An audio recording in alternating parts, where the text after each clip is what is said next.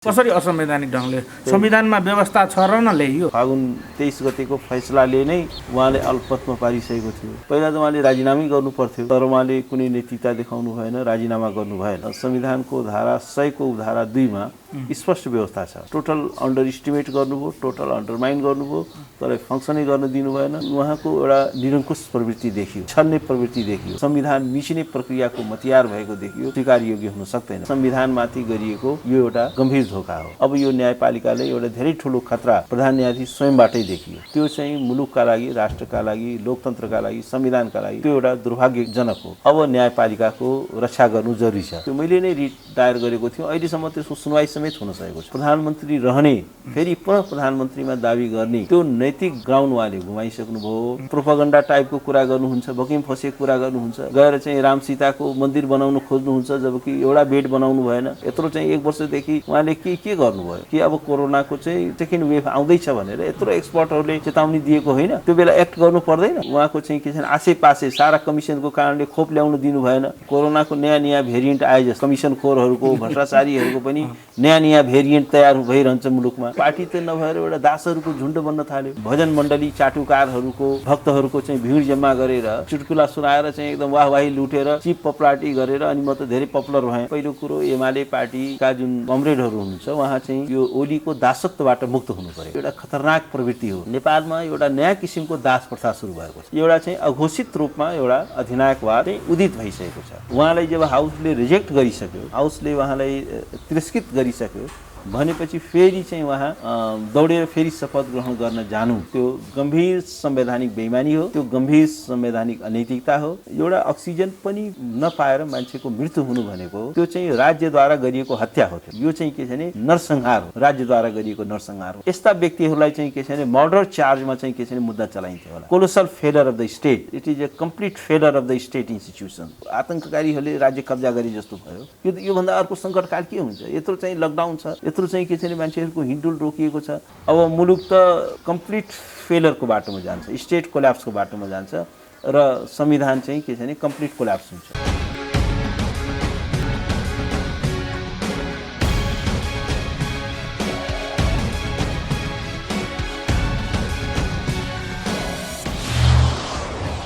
अब यो संवैधानिक परिषदको मिटिङको कुरा के हो सर? यसको भित्रको कथा, अन्तर्कथा के छ? अब संवैधानिक परिषदमा भनेको त्यो जुन अध्यादेश ल्याइयो, हजुर, त्यो नै एउटा असंवैधानिक ढङ्गले ल्याइयो। संविधानको धारा 200 कसरी असंवैधानिक ढङ्गले? संविधानमा व्यवस्था छ र न ल्याइयो? संविधानमा व्यवस्था छ र ल्याएको भए यस्तो विवादै हुने थिएन। संविधानमा के व्यवस्था छ, पहिला त्यो अध्यादेश र संविधानको व्यवस्था अध्ययन गर्नु पर्यो। संविधानको धारा 284 ले 6 सदस्यीय संवैधानिक परिषदको व्यवस्था गरेको छ। हजुर, अब अहिले र त्यसमा निर्णयहरू चाहिँ सर्वसम्मतिले गर्नुपर्छ भन्ने बन्दोबस्त गरिएको छ। अब अहिले जुन यो अध्यादेश ल्याइयो, यो अध्यादेशमा के छ भने 3 जना बहुमतले पनि निर्णय गर्न पाउने भन्ने बन्दोबस्त गरियो। 3 जना उपस्थित भयो भने निर्णय गर्न पाइयो। त्यसकारण के छ भने त्यो संविधानको बर्खिलाफमा भयो। अर्को कुरा के हो भने जुन 6 वटा अध्यादेश आएको त सबै संविधान विपरीत होइन। अरू सबैमा अरू यो अहिले पहिला संवैधानिक परिषदको म कुरा गर्दैछु। अरू पनि किन विपरीत छ भने अब पार्लियामेन्ट चाहिँ के छ भने पार्लियामेन्ट भएको बेलामा त्यो संसदमा पेश नगर्ने, अनि पार्लियामेन्टलाई चाहिँ तिरोहित गर्ने, अधिवेशन बसेपछि त्यसलाई कुनै बिजनेस नदिने र संसदको बैठक सिद्धिएपछि अनि संसदको बैठक चाहिँ बलजफ्ती अन्त्य गरेर अनि अध्यादेश मार्फत चाहिँ के छ भने शासन गर्न खोज्ने।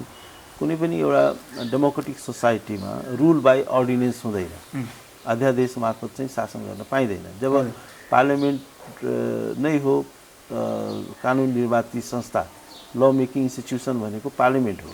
पार्लियामेन्टलाई अन्डरमाइन गरेर, बाइपास गरेर एक्जिक्युटिभ अर्डरबाट, एक्जिक्युटिभ डिक्रीबाट चाहिँ शासन गर्न पाइँदैन। पार्लियामेन्ट्री सिस्टम भनेको एउटा पिपुल्सको रिप्रेजेन्टेटिभ्सहरू हुन्छन्, त्यहाँ कमिटी सिस्टम हुन्छ। कुनै पनि बिलमा एउटा लामो चाहिँ छलफल हुन्छ, बहस हुन्छ। पार्लियामेन्टको त्यसका ल मेकिङका डिफ्रेन्ट स्टेजेसहरू हुन्छन्।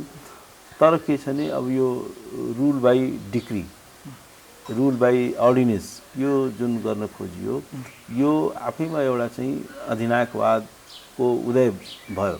अधिनायकवादी प्रवृत्ति पछिल्लो समय त केपी ओलीजी सुध्रिँदै जानु भएको छ है। विश्वासको मत लिन पनि सदनमा जानु हो त के भयो त उहाँ त के हो भने उहाँले त फागुन 23 गतेको फैसलाले नै उहाँले अल्पत्वमा पारिसकेको थियो।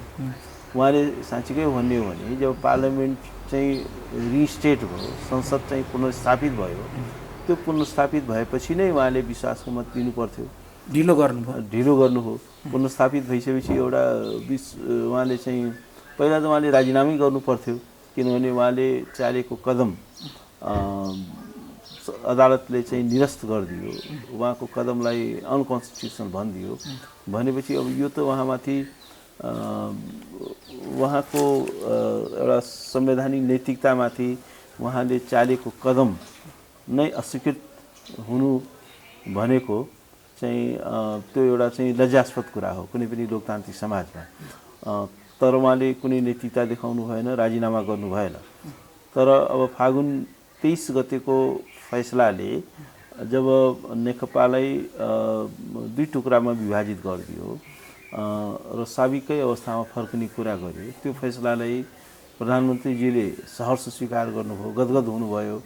तर त्यो फैसला अनुसार त उहाँले विदिन 30 डेजमा भोट अफ कन्फिडेन्स लिनु पर्थ्यो, किनभने संविधानको धारा 100 को धारा 2 मा स्पष्ट व्यवस्था छ कि प्रधानमन्त्रीको ले प्रतिनिधित्व गर्ने दल यदि विभाजित भयो या कुनै एउटा कोलिसन गभर्नमेन्टमा सहभागी भएको कुनै दलले एउटा समर्थन फिर्ता लियो भने प्रधानमन्त्रीले विश्वासको मत लिनुपर्छ भन्ने एउटा स्पष्ट संवैधानिक व्यवस्था छ।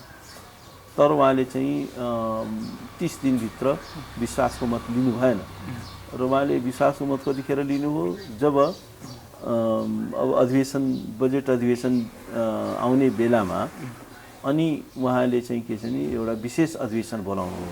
अब पार्लियामेन्ट्री डेमोक्रेसीमा विशेष अधिवेशनको अर्कै हुन्छ, त्यसको लागि चाहिँ समावेदन दिएर बोलाउनु पर्ने हुन्छ। प्रधानमन्त्रीले वास्तवमा यो विश्वासको मत लिने भनेको रेगुलर अधिवेशनमै हो, त्यसको लागि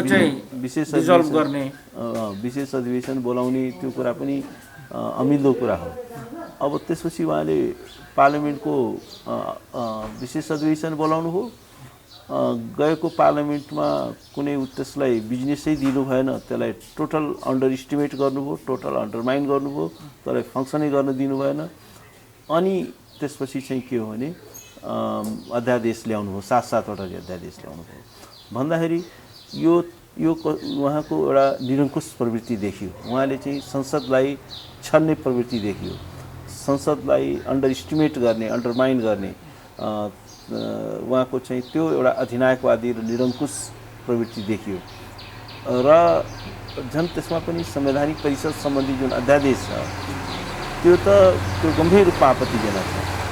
र त्यसको सबैभन्दा दुःखद पाटो के छ भने, सबैभन्दा विडम्बनायुक्त कुरा के छ भने प्रधान न्यायाधीश जो संविधानको एउटा रक्षक हो, न्यायपालिका संविधानको एउटा रक्षक हो, संविधानको एउटा अभिभावक हो, संविधानको अन्तिम व्याख्याता हो, न्यायको एउटा अन्तिम थलो हो र त्यसको चाहिँ नेतृत्व गर्ने भनेको प्रधान न्यायाधीशले हो। अब प्रधान न्यायाधीश आफै त्यस्तो एउटा असंवैधानिक अध्यादेशको आधारमा बोलाइएको बैठकमा जसो भाग लिनु हो, उहाँले भाग लिन हुँदैन थियो। उहाँले त्यो त्यति मर्यादा चाहिँ राख्नु पर्थ्यो। उहाँकै फेरि के छ भने यही अध्यादेश फेरि पटक पटक प्रोमोलगेट गरियो।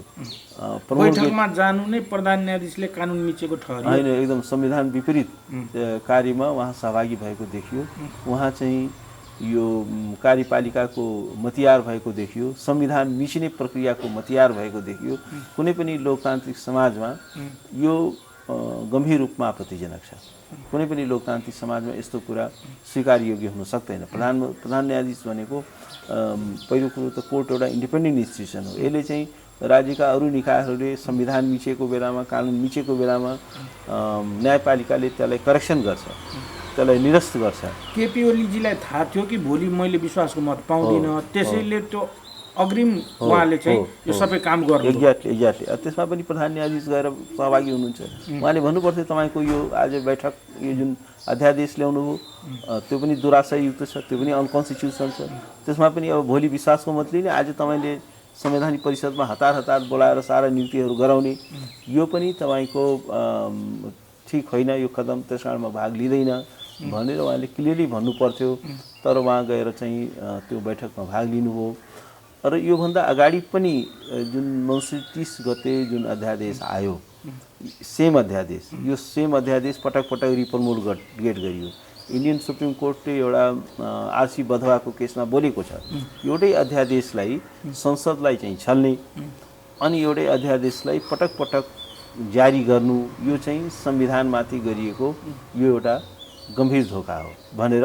इन्डियन कन्स्टिट्युसनले बोल्यो इन्डियन सुप्रिम कोर्टले बोलेको छ अब नेपालमा पनि एउटै संवैधानिक परिषदको अध्यादेश कतिचोटि आइसक्यो अब वैशाख मङ्सिर 30 गते अध्यादेश आयो त्यही दिन फेरि यो उहाँले गएर भाग लिनुभयो र त्यसपछि ठुलो सङ्ख्यामा संवैधानिक निकायहरूमा जुन राज्यका महत्त्वपूर्ण निकायहरू हुन् ती संवैधानिक निकायहरूमा उहाँले नियुक्ति प्रक्रियामा सहभागी हुनुभयो त्यहाँ आफ्नो भागभन्डा खोज्नुभयो र एउटा असंवैधानिक क्रियाकलापमा को साक्षी मात्र होइन उहाँ त्यसमा सक्रिय रूपमा सहभागी हुनुभयो प्रधान न्यायाधीश त्यस कारण मैले चाहिँ पब्लिकली यो कुरा बोलेको छु कि यो प्रधान न्यायाधीश अब यो न्यायपालिकाले एउटा धेरै ठुलो खतरा प्रधान न्यायाधीश स्वयंबाटै देखियो प्रधान न्यायाधीश जुडिसियरीको नेता हो न्यायपालिकाको नेता हो र ऊ धेरै ठुलो उसँग पावर छ उसँग धेरै ठुलो संवैधानिक जिम्मेवारी छ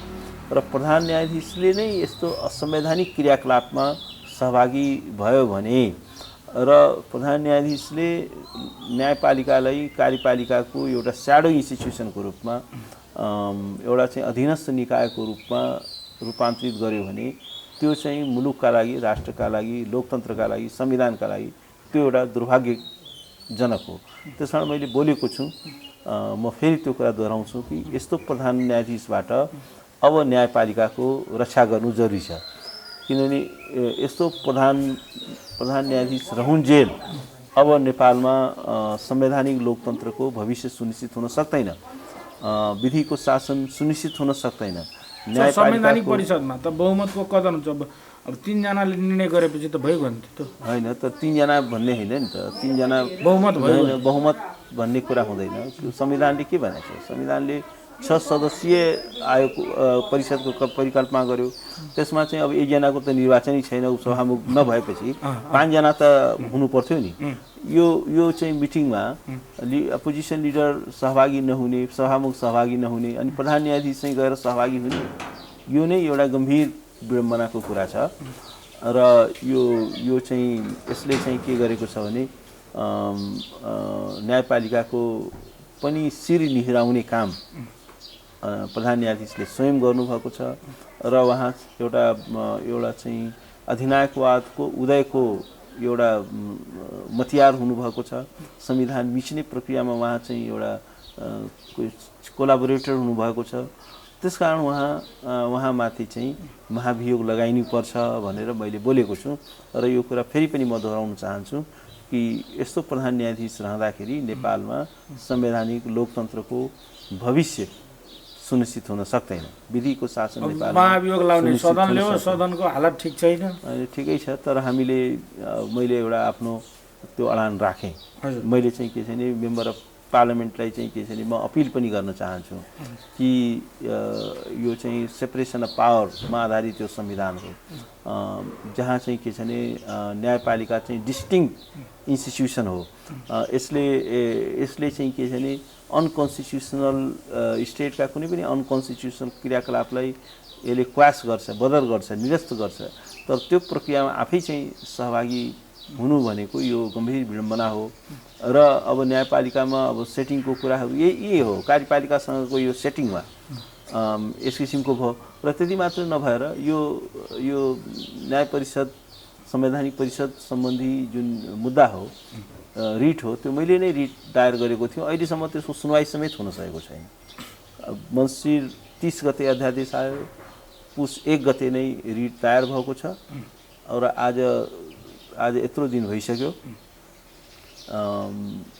त्यो रिटको चाहिँ सुनवाई गरिएको छैन भन्दाखेरि के न्यायपालिकाले यो विलासिता प्राप्त छ कि आफू समक्ष आएका संवैधानिक र कानुनी प्रश्नहरूको निरूपणै नगर्ने त्यो त्यो त्यो चाहिँ सुविधा प्राप्त छ जुडिसियरीको काम हो कि यदि कुनै कानुनी र संवैधानिक प्रश्नहरू उपस्थित भएका छन् त्यसमा पनि यो कन्स्टिट्युसनल कोर्ट छ कुनै पनि चाहिँ संविधान विपरीत क्रियाकलाप भएका छन् त्यसमा पनि संविधान विपरीत अध्यादेश जारी भएको छ आज 6-7 महिनासम्म त्यो अध्यादेश विरुद्धको रिटको सुनवाई नै नगर्ने आफ्नो अदालतमा मुद्दा विचाराधीन छ र त्यसपछि आएर चाहिँ यो नियुक्तिको प्रक्रियामा सहभागी हुने यो भन्दा संविधानको यो भन्दा अर्को गम्भीर उल्लङ्घन हुन सक्दैन यो this is a serious judicial misconduct on the part of chief justice त्यसकारण के छ भने यो चाहिँ एउटा महाभियोगको इम्पिचमेन्टको यो चाहिँ ग्राउन्ड क्लियर ग्राउन्ड त्यहाँ तयार भएको छ देन उहाँलाई चाहिँ इम्पिचमेन्ट गर्नुपर्छ भन्ने चाहिँ के छ भने मेरो चाहिँ माग छ मेरो चाहिँ मेम्बर अफ पार्लियामेन्टहरूसँग त्यो चाहिँ अपिल छ तपाईलाई आशंका भएको चाहिँ अब सामान्य प्रधानमन्त्री केपी ओलीजीले चाहिँ यो जे अस्त्रहरू उहाँले नेगेटिभली पोजिटिभली जम्मा गर्नुभएको छ नि यसले कहाँ हान्नुहुन्छ जस्तो लाग्छ कहाँ खतरा छ समग्रमा तपाईँले होलसेलमा भन्नुभयो लोकतन्त्रमाथि खतरा तर अपकमिङ स्टेप्सहरू के गर्नुहुन्छ होइन अब अहिले त के हो नि अब अहिले त उहाँ पदमुक्त भइसक्नुभयो थ्याङ्क्स गड पार्लियामेन्टले उहाँलाई ट्रस्ट गरेन उहाँलाई vote of then and there उहाँले फेरि पाउँदै हुनुहुन्छ किनभने अरूहरूले बहुमत पुर्याउन सक्दैन अब त्यो पनि एउटा कुरा मेरो चाहिँ धारणा त्यसमा के छ भने अब अहिले भोलिसम्मलाई एउटा दाबी प्रस्तुत गर्ने समय दिएको छ आशा गरौँ एउटा वैकल्पिक सरकार बन्दा बहुमत पुग्ला त्यसको लागि चाहिँ के छ भने अब पोलिटिकल प्रोसेस चाहिँ अगाडि बढेको छ नयाँ सरकार निर्माणको त्यसको लागि एउटा इन्टेन्स नेगोसिएसन जारी छ त्यो चाहिँ सघन वार्ताको प्रक्रिया जारी छ आशा गरौँ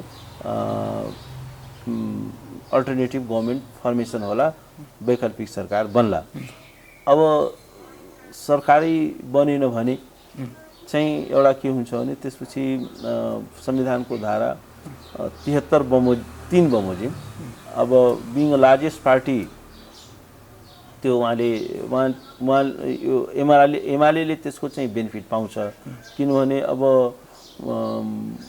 संयुक्त सरकार बन्न सकेन मिलिजुली सरकार या कोलिसन गभर्मेन्ट संविधानको धारा 76(2) बमोजिम यदि निर्माण हुन सकेन भने संसदमा रहेको सबैभन्दा ठुलो दल फेरि एमाले नै हुन्छ अनि एमालेले त्यो अपर्च्युनिटी पाउँछ तर मेरो यसमा भनाइ के छ भने अब प्रधानमन्त्री केपी ओली चाहिँ 3 वर्ष शासन गर्नुभयो उहाँलाई चाहिँ पार्लियामेन्टले रिजेक्ट गर्यो पार्लियामेन्टले उहाँलाई ट्रस्ट गरेन उहाँ चाहिँ के छ भने भोटेड आउट हुनुभयो भन्दाखेरि उहाँको साख समाप्त भइसकेको छ उहाँले फेरि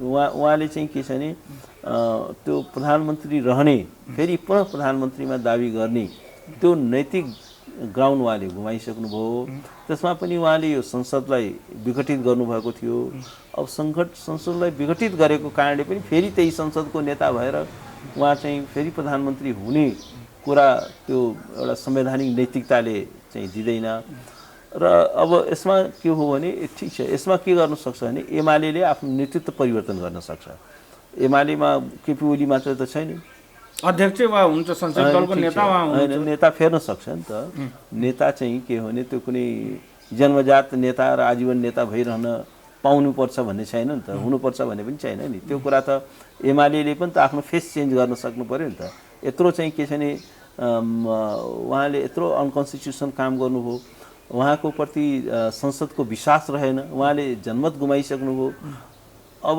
यस्तो स्थिति मुलुकमा यत्रो चाहिँ महासङ्कट छ यत्रो चाहिँ के छ भने लाजको चाङहरू चाहिँ थुप्रिरहेको छ उहाँ चाहिँ कुनै एक्ट गर्नुभएको छैन र प्रोपागन्डा टाइपको कुरा गर्नुहुन्छ बकिम फसेको कुरा गर्नुहुन्छ गएर चाहिँ राम सीताको मन्दिर बनाउन खोज्नुहुन्छ, जबकि एउटा बेड बनाउनु भएन, एउटा चाहिँ अक्सिजन बनाउनु भएन। हिजो बनाएर के हिजो बनाउनु हो? यत्रो चाहिँ 1 वर्षदेखि उहाँले के गर्नुभयो? यत्रो चाहिँ के छ भने सारा एक्सपर्टहरूले यो चेतावनी दिइरहेको थिए कि अब कोरोनाको चाहिँ सेकेन्ड वेभ आउँदैछ भनेर। यत्रो एक्सपर्टहरूले चेतावनी दिएको होइन? त्यो बेला एक्ट गर्नु पर्दैन?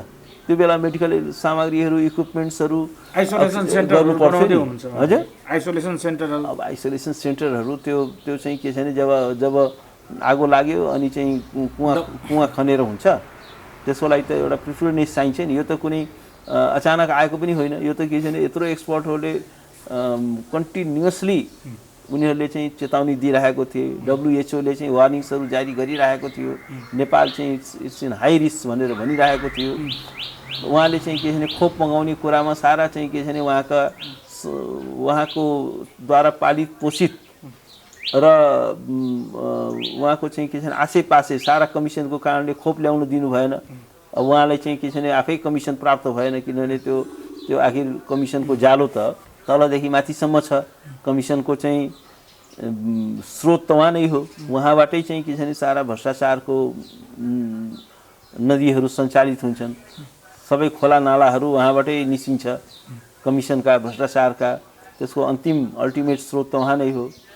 त्यस निम्ति के छ भने अब यो कोरोनाको नयाँ भेरिएन्ट आए जस्तै अब यो कमिसनखोरहरूको, भ्रष्टाचारीहरूको पनि नयाँ भेरिएन्ट तयार भइरहन्छ मुलुकमा, होइन? New way to cheat. त्यो चाहिँ नयाँ भेरिएन्ट भ्रष्टाचारीहरूको तयार गर्ने एउटा शक्ति केन्द्र उहाँ नै हो, होइन? अहिले उहाँ नै हो। आजको मितिसम्म उहाँ नै हुनुहुन्छ। तर अब त उहाँको डेज आर ओभर। अब त उहाँको दिन सिद्धिसक्यो। त्यस कारण के छ भने अब एमाले पनि के सोच्नु पर्यो, एमाले भित्र पनि एउटा आत्मावलोकन हुनु पर्यो। आखिर एमाले भन्ने एउटा पार्टी हो जसले चाहिँ भोलि चुनाव फेस गर्नु पर्ला। अब केपी ओली पार्टीको लागि एसेट भन्दा पनि लाइबिलिटिज हो। उहाँको एउटा पेटी माइन्डले गर्दाखेरि, उहाँको पेटी पोलिटिक्सले गर्दाखेरि आज चाहिँ के छ भने उहाँको पार्टी डिभाइडेड हो र उहाँले चाहिँ के हो भने एउटा वन म्यान सो गर्न खोज्नुभयो। पार्टी नभएर त्यसलाई एउटा वन म्यान कम्पनी बनाउन खोज्नुभयो। पार्टी भनेको त एउटा डेमोक्रेटिक हुन्छ, सबैको त्यहाँ हिस्सेदारी हुन्छ, सहभागिता हुन्छ, छलफल हुन्छ, तर त्यो सबै कुरा हटाउनु हो। अब यहाँ त मलाई त के लाग्न थालिसक्यो भने अब हामीले यो लोकतन्त्रको लागि, स्वतन्त्रताको लागि पार्टीहरू बनायौँ। अब यो पार्टीहरू नै अहिले कस्तो देखियो भने यो दासत्वकरणको एउटा इन्स्टिट्युसनको रूपमा खडा भयो। अब जस्तो एमाले भित्र अब बहसै नहुने, त्यसलाई बहस गऱ्यो कि त्यसलाई निकालिदिइहाल्ने, होइन? त्यो गेट आउट गरिदिने, होइन? भन्दाखेरि त अब यो पार्टी त नभएर एउटा दासहरूको झुन्ड बन्न थाल्यो। यो एउटा दास प्रथालाई नै एउटा संस्थागत गर्ने एउटा इन्स्टिट्युसनको रूपमा पो पार्टीहरूलाई डेभलप गर्न खोजियो। त्यो पार्टी नभएर गिरोह भयो। मोडर्न पोलिटिकल पार्टी भनेको त एउटा गभर्नेन्सको इन्स्ट्रुमेन्ट हो। त्यसले पब्लिक ओपिनियनलाई मोबिलाइज गर्छ, त्यसले पब्लिकलाई एजुकेट गर्छ, त्यसले चाहिँ के छ भने एउटा डिबेटमा, डिस्कसनमा आधारित एउटा इन्लाइटेन्ड पोलिसिजहरू चाहिँ बनाउँछ, वेल इन्फर्म पोलिसिजहरू बनाउँछ। अब डिबेटै हुँदैन, डिस्कसनको सारा ढोका तपाईँ बन्द गर्नुहुन्छ र त्यहाँ छलफल गर्ने हरेकलाई चाहिँ दुश्मनको रूपमा व्यवहार गर्नुहुन्छ। सारा चाहिँ के छ नियम र प्रक्रिया मिचेर शासन गर्नुहुन्छ र एउटा चाहिँ त्यो भजन मण्डली चाटुकारहरूको, भक्तहरूको चाहिँ भिड जम्मा गरेर चाहिँ चुटकुला सुनाएर चाहिँ एकदम वाहवाही लुटेर चिप पपुलारिटी गरेर अनि म त धेरै पपुलर भएँ र कार्यकर्ता पनि के छ भने आफ्नो माइन्ड एप्लाई गर्ने भन्दा पनि त्यही जय जयकार गर्ने भक्तजनहरूको भिड। कार्यकर्तालाई माइन्ड एप्लाई गर्न नदिने प्रावधान त वर्षौँदेखि छ नि त सर। त्यही त मैले के भन्न खोजेँ भने अब चाहिँ के छ भने पार्टी हो कि यो कुनै भक्तहरूको जमात हो, होइन? पार्टीमा त इक्वल सेयर हुन्छ सबैको। त्यसमा चाहिँ एउटा डिबेट हुन्छ, डिस्कसन हुन्छ। एउटा डिबेट र डिस्कसनको आधारमा नीतिहरू तय गरिन्छन्। अब यो त कस्तो हो भने दासहरूको, भक्तजनहरूको, जय जयकार गर्नेहरूको एउटा जमात तयार गर्यो, त्यसलाई पार्टी भन्यो अनि वन म्यान कम्पनी जस्तो भयो। त्यस कारण के छ भने पहिलो कुरो एमाले पार्टीका जुन कमरेडहरू हुनुहुन्छ उहाँ चाहिँ यो ओलीको दासत्वबाट मुक्त हुनु पर्यो र यो दास प्रथालाई कायम राख्नु भएन। अब उहाँले चाहिँ के सोच्नु भने हाम्रो पनि आखिर त्यसमा त धेरै इमान्दार मान्छे पनि छन्। हिजो जेल गएका मान्छेहरू छन्, लट्ठी खाएका मान्छेहरू छन्, ठुलो एउटा लोकतन्त्रका लागि सफरिङ गरेका मान्छेहरू छन्। तिनीहरू किन दास भएर बस्ने?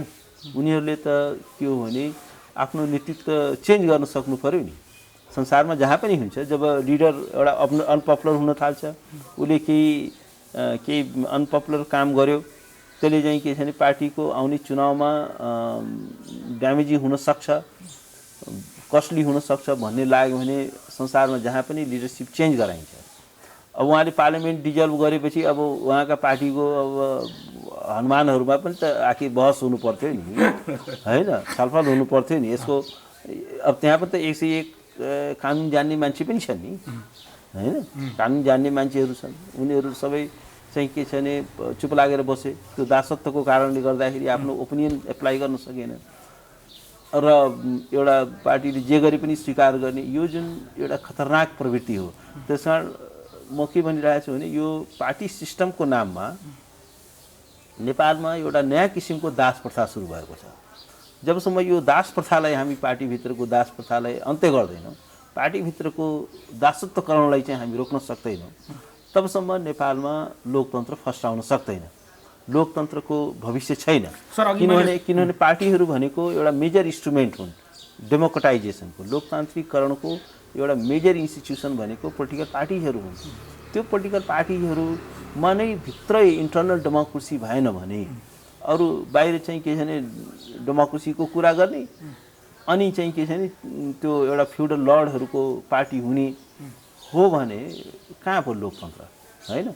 अनि त्यसपछि के छ भने एउटा गिरोह जस्तो बनायो पार्टीलाई। पार्टीभित्र अब कार्यकर्ता त धेरै लाखौँ हुन्छन्, तर 5 जना 4 जनाको एउटा गिरोह हुन्छ। अनि वन म्यान कम्पनी जस्तो गरेर त्यो गिरोहहरूको मद्दतद्वारा चाहिँ शासन गर्ने, सेटिङको आधारमा शासन गर्ने। अनि एउटा चाहिँ लोकतान्त्रिक संविधानको आवरणमा अब वास्तवमा भन्यो भने नेपालमा एउटा अधिनायकवाद उदित भइसकेको छ। र एउटा कुरा के हुन्छ भने जस्तो अहिले नयाँ अध्ययनहरूले देखाएको छ,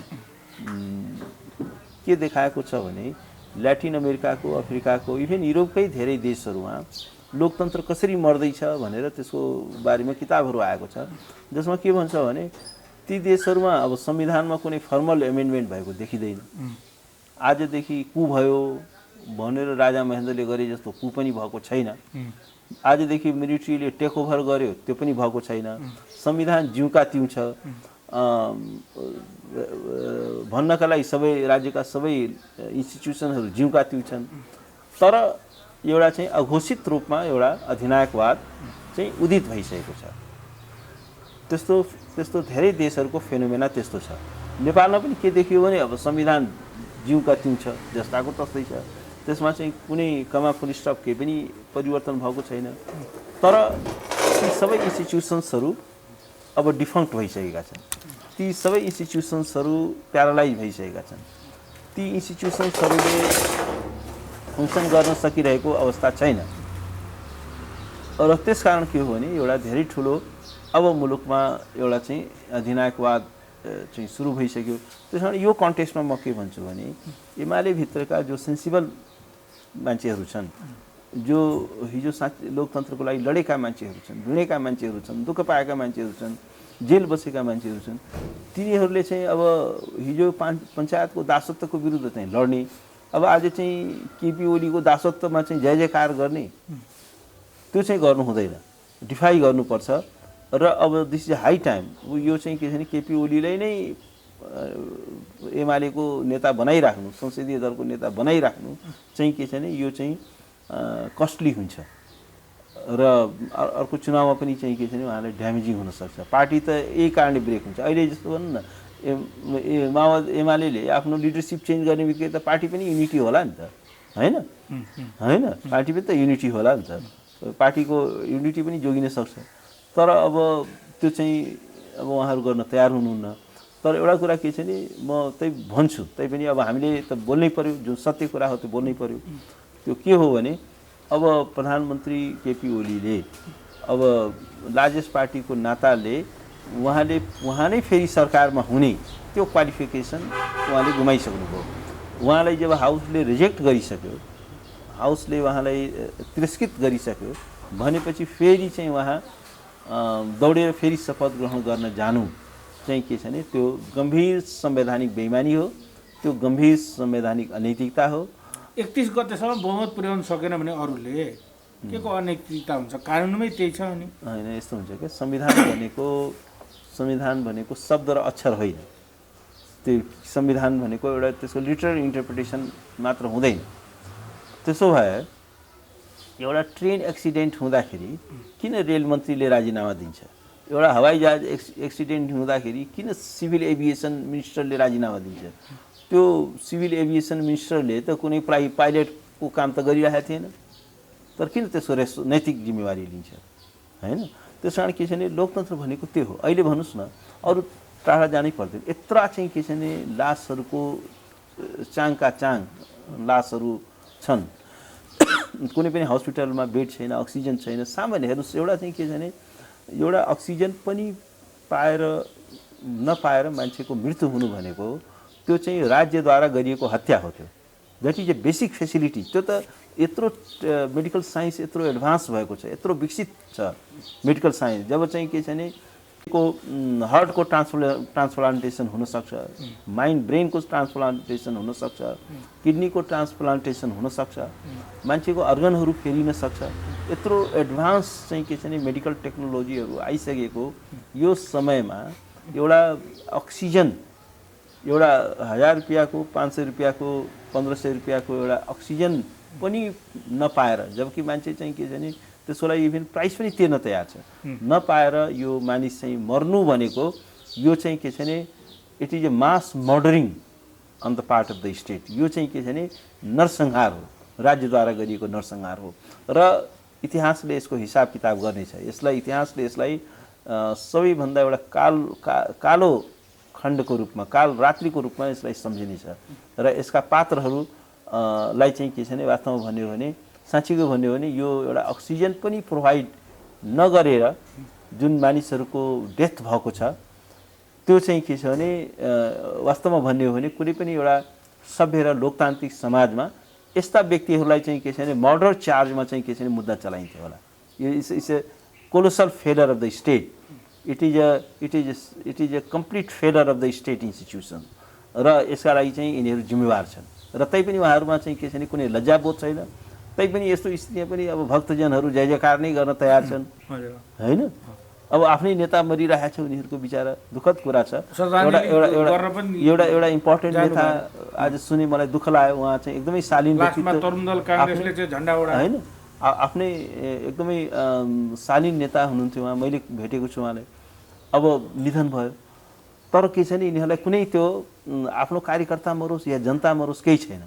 आफू पर्सनली सुरक्षित छ भने यिनीहरूलाई कुनै कुराले छुँदैन।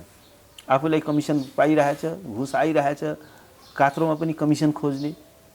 अब यस्तो खालको जुन एउटा चाहिँ रुथलेस, एउटा चाहिँ यो त एउटा आतङ्ककारीहरूले राज्य कब्जा गरे जस्तो भयो। यो त के छ भने मुलुकलाई चाहिँ के छ भने एउटा घोषित रूपमा एउटा फेल स्टेटको बाटोमा लैजाने देखियो। त्यस कारण योभन्दा अर्को असफलता के हुनसक्छ? हरेक दिन चाहिँ के छ भने 3 टाइम्स 4 टाइम्स के छ भने डेथ रेटहरू बढिरहेको छ। हस्पिटलमा जानुहोस्, त्यहाँ चाहिँ एउटा चाहिँ सर्वरको लागि फेमस हो, त्यहाँ बेड छैन। अहिले त टेकुले भनिसक्यो हामी पिसिआर पनि टेस्ट गर्न सक्दैन भनिसक्यो। सारा हस्पिटलहरूले हामीसँग अक्सिजन, अरू महँगा इक्विपमेन्ट्सहरू, अरू कुराहरू छोडिदिनुहोस्, सामान्य अक्सिजन नपाएर आज चाहिँ के छ भने हस्पिटलहरूले सेवा हामी दिन सक्दैनौँ भनिरहेको छ। राज्यले एउटा इमर्जेन्सी मेजर केही प्रिपेयर्डनेस हुनु पर्दैन? जब चाहिँ एक्सपर्टहरूको रिपिटेडली उनीहरूको वार्निङ आइरहेको थियो कि Nepal is in high risk, उच्च जोखिममा छ, र त्यसमा पनि के हो भने अब सेकेन्ड वेभ आउँदैछ, र यत्रो चाहिँ के छ भने हामी फर्स्ट वेभलाई फेस गऱ्यौँ, त्यत्रो चाहिँ डिस्ट्रक्सन त्यत्रो भयो। अब खालि के छ भने उहाँले के छ भने अब स्वास्थ्य सङ्कटकाल लगाउने, लकडाउन गर्ने। स्वास्थ्य सङ्कटकाल चाहिँ पोलिटिकल स्ट्राटेजीमा अन्तर्निहित छ। स्वास्थ्य सङ्कटकाल होइन, जस्तो भनौँ न, स्वास्थ्य सङ्कटकाल के अहिले सङ्कटकालमा जस्तो यो चाहिँ लकडाउन गरिएको छ, यो कुन कानुनमा गरिएको छ त? होइन, यो त के छ भने सङ्कटकाल त त्यो भनेर घोषित रूपमा गर्नु जरुरी नै छैन। सङ्कटकालमा गर्न पाउने एउटा हेल्थको लागि राज्यले कुनै मेजर्स भनौँ न एउटा गुड फेथमा नागरिकको जीवन रक्षाको लागि राज्यले कुनै उपाय अवलम्बन गरे पनि कसैले विरोध गर्नेवाला छैन हैन। हामी चाहिँ के छ भने हेल्थकै लागि भनेर हामी चाहिँ आज घरभित्र थुनिएर बसिरहेको छौँ। हामी तपाईँ पत्रकारहरू घरभित्र थुनिएर बस्नु परिरहेको छ, स्टुडियो जान सक्नुहुन्न। हामीले त्यो कुरा त मानेकै छौँ नि। हामीले चाहिँ हेल्थको लागि हेल्थलाई अहिले नागरिकको जीवन रक्षा गर्नको लागि राज्यले यो चाहिँ एक्स्ट्राअर्डिनरी मेजर लियो, गुड फेथमा असल नियतले लियो भने हामी सबै राज्यको साथमा छौँ हैन। तर यहाँ के छ भने त्यो सङ्कटकाल गरेर नागरिकका सबै थप अधिकारहरू पनि खोज्ने र त्यसलाई एउटा भन्ने बेलामा स्वास्थ्य सङ्कटकाल भन्ने, तर त्यसको चाहिँ एउटा पोलिटिकली चाहिँ सारा गतिविधिहरू बन्द गर्न खोज्ने, जनताको मुक्त हुन खोज्ने यो एउटा, र त्यसपछि आफ्नो राजनीतिक आफ्नो एउटा पोलिटिकल एकाउन्टेबिलिटीबाट बस्नलाई त्यो कामहरू गर्ने भन्दाखेरि यस्तो खालको ड्यामेजिङ काम चाहिँ के छ भने यो अहिलेको प्रधानमन्त्रीजीले अहिलेको राज्यले गर्न खोज्दैछ। त्यो चिन्ताको कुरा हो नि। सङ्कटकाल त अब सङ्कटकालै छ नि। योभन्दा अर्को सङ्कटकाल के हुन्छ? यत्रो चाहिँ लकडाउन छ, यत्रो चाहिँ के छ भने मान्छेहरूको हिँडडुल रोकिएको छ, सारा चाहिँ के छ भने हेर्नुहोस् बिचराहरू आजै कमाएर आजै चाहिँ के छ भने भारी बोकेर आजै आएको ज्यालाले छाक चाहिँ के छ भने टार्ने जमात छ। राज्यले कुनै 1 रुपियाँ चाहिँ कहीँ राहत ल्याएको छ? पहिलो चाहिँ चोटि लकडाउन हुँदा त अलिअलि यसो नौटङ्कीको लागि भए पनि अलिअलि राहत बाँडिएको जस्तो गरिएको थियो। कुनै राहत आएको छ? कसैले सोधेको छ ती बिचराहरू दैनिक ज्यालादारी जुन कामदारहरू छन् उनीहरूको कसरी गुजारा चलिरहेको छ? सडकमा सुतिरहेको छन्। उनीहरूसँग के छ भने राज्यले कहीँ 1 रुपियाँ चाहिँ योगदान दिएको छैन, कहीँ खाद्यान्न पुर्याएको छैन। अनि लकडाउन गरिदियो, अनि त्यसपछि चाहिँ के छ भने व्यापक भ्रष्टाचार गर्यो, हरेक कुरामा कमिसन गर्यो, अनि चाहिँ के छ भने राज्यको दायित्व केही पनि छैन। हेर्नु संसारमा जहाँ पनि लकडाउन भएको छ त्यहाँ स्टेटले हेरेको छ, नागरिकको जीवनलाई राहत पुर्याएको छ, सुविधा पुर्याएको छ। अनि लकडाउन नगर्ने अनि चाहिँ मान्छेलाई त अब मर्नै छ, भोकले मर्ने कि रोगले मर्ने भन्ने छ हैन। रोगले मरिएला नमरिएला, तर भोकले त मर्न लाग्यो। त्यस कारण के छ भने अब यस्तो खालको चाहिँ यो यस्तो कुरामा पनि नागरिकले अहिलेसम्म सहेर बसेको छ। हेर्नुहोस् है, योभन्दा चाहिँ सहिष्णु नागरिक संसारमा कहीँ पनि हुँदैन। योभन्दा हाई टलरेन्ट भएको, योभन्दा बढी चाहिँ ल एबाइडिङ सिटिजन सजिलो जनता कहीँ पनि हुँदैन, जसले चाहिँ के छ भने राज्यको आदेश मानेर घर घरमा थुनेर बसेको छ। राज्यले त के छ भने बिरामी पर्दा खाद्यान्न त छोडिदिउँ, अरू राहत त छोडिदिउँ, एउटा बिरामी पर्दाखेरि सामान्य चाहिँ के छ भने अक्सिजन पनि पुर्याउन सक्दैन। त्यस्तो असक्षम फेड स्टेट अन्तर्गत हामी छौँ। त्यस कारण स्थिति त जटिल छ, भयावह छ। योभन्दा अर्को भयावह स्थिति हामी पोलिटिकल स्टेपमा जाँदै कुरा गरौँ। देन एन्ड दियर केपी ओलीले त्यो अध्यादेश जुन 5-6वटा ल्याउनु भयो त्यसको बलमा के वितण्डता गर्न सक्ने सम्भावना तपाईँ देख्नुहुन्छ? होइन, अब त वितण्डता त भइसक्यो नि। जस्तो भन्नु उहाँले सङ्कटकाल लगाइदिन सक्नुहुन्छ, त्यो सङ्कटकाल लगाइदिन सक्नुहुन्छ। त्यो चाहिँ अध्यादेशको कारणले सङ्कटकाल लागु हुने होइन। त्यो जस्तो संवैधानिक परिषदको जुन अध्यादेश आयो त्यो अध्यादेशले जुन नियुक्तिहरू त आखिर गरियो नि, त्यो त नियुक्ति गरिहाल्यो। उहाँको जुन इभिल डिजाइन हो, भोलि विश्वासको मत, भोलि पदमुक्त हुँदैछु भने पनि थाहा छ। आजै हतारमा मिटिङ बोलाएर उहाँले एप्रुभ गराउनु हो। अब त्यो त संविधानमाथि गरिएको गम्भीर ड्यामेज हो। अब त्यसमा चाहिँ के भने आफ्ना आसेपासेले उहाँले पुरस्कृत गर्नु हो र त्यस कारण के छ भने त्यो त ड्यामेज त गरिसक्नु हो नि। अब यो त के छ भने एउटा के हुन्छ भने एउटा रङ एपोइन्टमेन्ट हुँदाखेरि त्यसले त वर्षौँसम्म ड्यामेज गर्छ नि त इन्स्टिट्युसन। मतलब केपी ओली यो तहमा आउनु द्याट वाज रङ एपोइन्टमेन्ट हो नि। यो जुन एपोइन्टमेन्ट भयो इट वाज रङ एपोइन्टमेन्ट। एउटा कुरा के छ भने अब व्यक्तिमा पनि म जान्न चाहन्न, किनभने त्यो संविधान त्यो कानुनै गलत भइसकेपछि, जुन प्रक्रिया नै गलत भइसकेपछि, जुन एउटा चाहिँ गैर संवैधानिक अध्यादेशको आधारमा गरिएको नियुक्ति, अनि मान्छेमा म जान्न चाहन्न, त्यो तफसिलमा म जान्न चाहन्न। मान्छे पनि चाहिँ के छ भने अब गलत स्टेपले सही परिणाम त त्यसै पनि आउँदैन नि। जब तपाईँको स्रोतै गलत छ अनि त्यहाँ चाहिँ सही परिणाम कसरी आउँछ त? त्यो त के छ भने यो संवैधानिक परिषदको परिकल्पना किन गरियो भने किनभने यो संवैधानिक पदहरू भनेको चाहिँ एकदमै राज्यको इम्पोर्टेन्ट इन्स्टिट्युसन्सहरू, यिनीहरू भनेको एउटा इम्पोर्टेन्ट सेफगार्ड हो। यो भनेको चाहिँ के छ भने लोकतन्त्रको रक्षा कवच हो। यो भनेको के छ भने राज्यलाई थप उत्तरदायी बनाउने चाहिँ मेकानिजम्सहरू हुन्। जस्तो भन्नुहोस् निर्वाचन आयोग एउटा इन्डिपेन्डेन्ट बडी किन बनाइयो? किनभने सरकार कसैले पनि निर्वाचनमा धाँधली गर्न नसकोस्, हैन? एउटा चाहिँ फेयर इलेक्सन होस्। अब इलेक्सन कमिसनमा सारा भर्ती गरेपछि त अब जस्तै चुनाव गराए पनि भयो, सारा बुथै कब्जा गरे पनि निर्वाचन आयोगले हो ठिक छ यो निर्वाचन चाहिँ निष्पक्ष भएको छ, कानुन बमोजिम भएको छ भनेर सही छाप गरिदिने हो, हैन? अब त्यसै गरी अब लोकसेवा आयोगमा आफ्नो मान्छे भएपछि अब गैर संवैधानिक गैर कानुनी ढङ्गले नियुक्ति गरे पनि भयो, सिनियरिटी मिचेर बढुवा गरे पनि भयो। अब त्यो पनि त राज्य कब्जा गर्ने इन्स्ट्रुमेन्टहरू हुन् क्या यिनीहरू। यदि त्यसको दुरुपयोग भयो भने यो इन्स्टिट्युसन्सहरू यदि फेयरली वर्क गर्यो भने त्यसले राज्यको एउटा एकाउन्टेबिलिटी र फेयरनेस चाहिँ सुनिश्चित गर्छ। र त्यो नहुने बित्तिकै के हुने भयो? त्यो चाहिँ एउटा राज्य सत्ता कब्जा गर्ने एउटा इन्स्ट्रुमेन्टको रूपमा रूपान्तरित भयो, है? जस्तो भन्नुहोस् न मानवाधिकार आयोग, अब त्यसमा उहाँले गैर संवैधानिक ढङ्गले नियुक्ति गर्नुभयो। अहिले संसारभरि नेपालको बेइज्जती भइरहेछ। अहिले इन्टरनेसनल कम्युनिटीले प्रश्न सोधेको सोधै छ। र अब ओएसएच जुन संयुक्त राष्ट्र सङ्घीय जुन मानवाधिकार उच्चायुक्तको कार्यालय छ त्यसले स्टेटमेन्ट निकालेको छ। नेपालको लागि त यो त लज्जाको विषय हो। It's a matter of same, national same.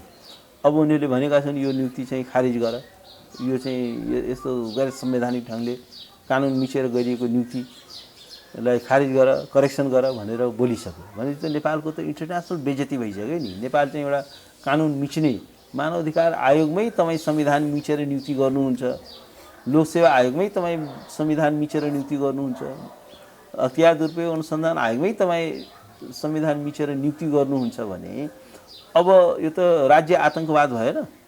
State चाहिँ के छ भने फेलर भएन? योभन्दा अर्को डरलाग्दो कुरा के हुन्छ? त्यस कारण के छ भने अब स्टेट त उहाँले कब्जा गर्नुभयो नि। अब फेरि के छ भने अब यो यस्ता पदहरू हुन्, अब अदालत पनि सेटिङमा छ, त्यसले बदर गरिदिँदैन। अनि एकचोटि नियुक्ति भएपछि 6 वर्षका लागि हुने भयो। अब 6 वर्षका लागि यस्ता यो चाहिँ स्टेट कब्जा भए जस्तो भयो। अब निकाल्नको लागि पनि महाभियोग लगाउनु पर्यो, 2/3 चाहियो, त्यो पनि असम्भव छ। त्यस कारण के छ भने यो त एकदमै क्यालकुलेटेड ढङ्गले उहाँले चाहिँ के छ भने स्टेट इन्स्टिट्युसन्सहरूलाई कब्जा। जस्तो भन्नुहोस् न, अब अहिले उहाँको दाउ के छ कि विश्वासको मत नपाए पनि वैकल्पिक सरकार बन्दैन। त्यसपछि बिङ अ लार्जेस्ट पार्टी म नै प्रधानमन्त्री भएर फेरि म पार्लिमेन्ट डिजल्भ गरेर फेरि भरसक त म चुनावै गराउँदिनँ। र चुनाव भए पनि अब आफ्नो निर्वाचन आयोगदेखि सबै आफ्नो राज्य संयन्त्रमा मान्छे फिट गरेको छु, त्यस कारण बुथ क्याप्चर गरेर चुनाव जित्ने, त्यो एउटा इभिल डिजाइन अन्तर्गत यो सबै कार्य भएको छ। उहाँको रोड म्याप त्यही नै हो। अब त्यो रोड म्यापलाई हामीले कसरी असफल बनाउने, नेपालको सिभिल सोसाइटीले, मिडियाले, अब रेस्ट अफ द पोलिटिकल पार्टीले कसरी असफल बनाउने, यदि त्यो असफल हुन सके, उहाँको रोड म्यापलाई यदि हामीले असफल बनाउन सकेनौँ भने अब मुलुक त कम्प्लिट फेलरको बाटोमा जान्छ, स्टेट कोल्याप्सको बाटोमा जान्छ र संविधान चाहिँ के छ भने कम्प्लिट कोल्याप्स हुन्छ।